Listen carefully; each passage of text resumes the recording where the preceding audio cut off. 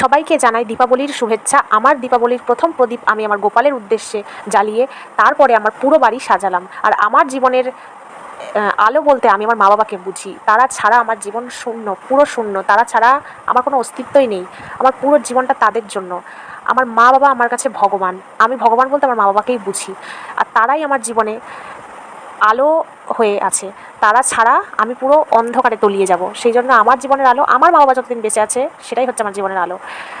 আর আমি খুব সোজা কথা সোজাভাবে বলি, আমি মানুষটা ওপরে যেমন ভেতরেও সেরকম। হয়তো অনেকেরই এগুলো পছন্দ হয় না। এখন মানুষ হয়তো ফেক জিনিসটা বেশি পছন্দ করে, মিথ্যে জিনিসটা বেশি পছন্দ করে।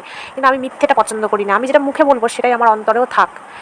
আর প্রকৃত আলো বলতে আমি বুঝি মানুষের মনের কালোটা দূর হোক, মানুষের মনে আলো পৌঁছাক। এখনও পর্যন্ত মানুষের মনে অনেক কালো।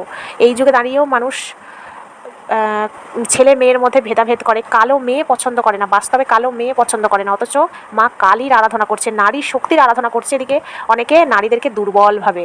সত্যি কি মূর্খ আমরা।